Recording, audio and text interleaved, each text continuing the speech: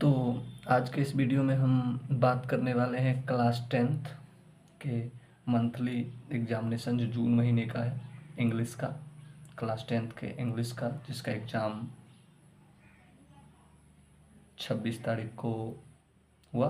तो हम लोग आज इसके ऑब्जेक्टिव क्वेश्चन को पर क्वेश्चन को हम लोग अब सॉल्व करेंगे। तो आइए सॉल्व करते हैं। Question number 1, Jim told Mr. Johnson that it would reduce dash and save ecology if he did not use his car for traveling to short distance। जब आप इस चैप्टर को पढ़े थे तो आपने देखा था कि gym told mister Johnson that it would reduce pollution. तो इसका आंसर आपका क्या हो जाएगा? पॉल्यूशन। कि पॉल्यूशन आप कम कर सकते हैं। ठीक है। सेकेंड क्वेश्चन आपका है, the narrator told Mr Williams not to burn leaves as it is dash for the air and ecology. यानी नरेटर ने विलियम से कहा कि पत्तियों को नहीं जलाइए, ये किसके लिए? हवा के लिए और इकोलॉजी के लिए क्या है? तो बैड है।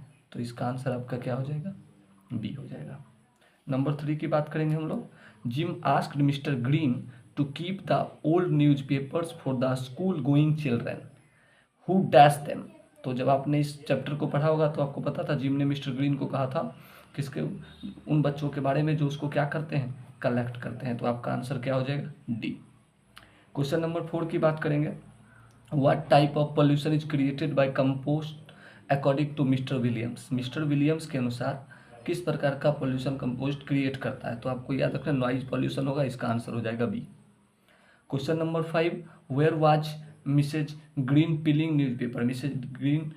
Where was Mrs Green peeling newspaper. तो आपने पढ़ा होगा next to the garbage bags. इसका आंसर क्या हो जाएगा?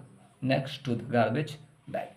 Question number 6, Mahadevi Varma was a leading poetess of the dash school of poetry. यानी महादेवी वर्मा एक लीडिंग पोएटेस थी किस स्कूल पोएट्री की? तो आपको याद रखना है, इसका आंसर हो जाएगा छायावादी। इसका आंसर क्या हो जाएगा? छायावादी। तो क्वेश्चन नंबर 1 to 6 कंप्लीट हुआ। अब हम लोग बात करेंगे क्वेश्चन नंबर 7 की। अब हम लोग आते हैं क्वेश्चन नंबर 7 की बात करते हैं। Mahadevi Varma was the recipient of which of the following awards. यानी महादेवी वर्मा को इनमें से कौन सा अवार्ड मिला? मंगल प्रसाद प्राइज, भारत भारती प्राइज, पद्म भूषण। तो महादेवी वर्मा को ये सारे प्राइज मिले थे। तो all of the. Question number 9, Mahadevi Varma was an elected fellow of dash academy. Mahadevi Varma was an elected fellow of dash academy. तो आपका आंसर हो जाएगा इलेक्टेड फेलो ऑफ साहित्य academy.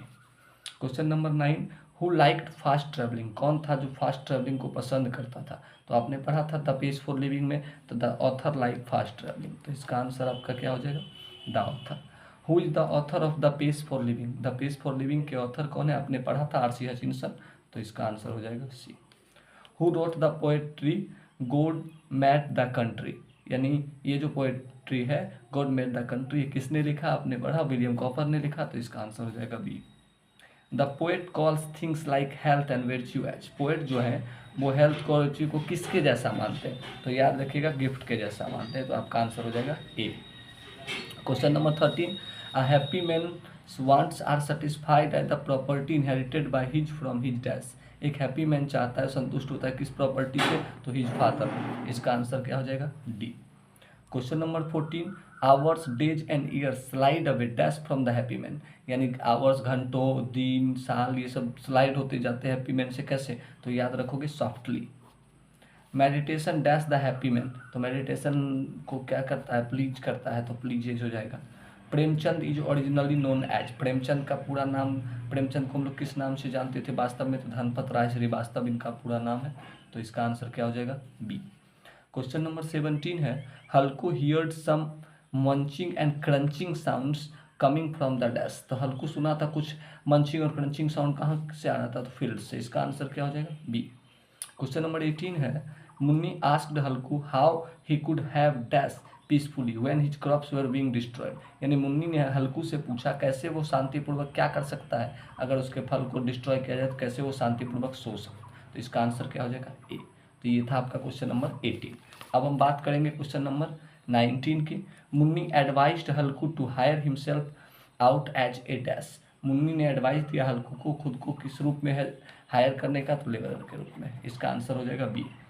Number 20, what kind of women was Munni. Munni किस प्रकार की महिला है?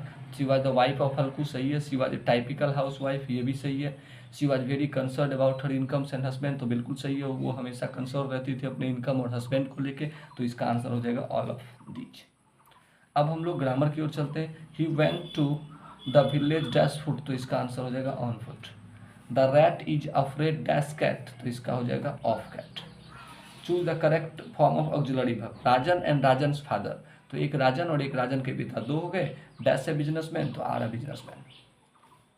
सेवरल पीपल, सेवरल जो है वो एक से अधिक का बोध करवाता है, इसलिए इंजर्ड है भी 3 है, तो फिर हैज हैव का यूज होगा, तो हैव, ठीक है।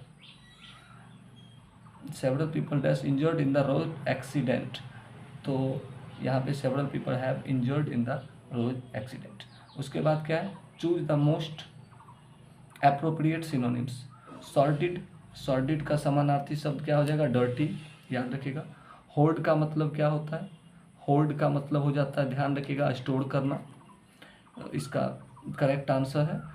एप्रोप्रिएट एंटोनिम्स यानी उल्टा शब्द, एंसेस्टर का मतलब होता है पूर्वज, जिसका उल्टा शब्द हो जाएगा डिसेंडेंट्स।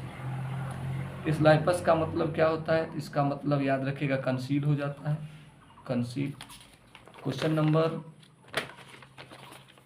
29, करेक्ट स्पेलिंग चुनना है आपको, तो QUESTIONNAIR, ये आपका करेक्ट है, सी। और क्वेश्चन नंबर 30, करेक्ट स्पेलिंग यहाँ भी चुनना है, तो LIEU होता है, तो इसका आंसर ही। तो ये आपके 30 ऑब्जेक्टिव क्वेश्चन थे जो आपको सॉल्व करने थे, आप लोगों ने सॉल्व कर लिया, धन्यवाद।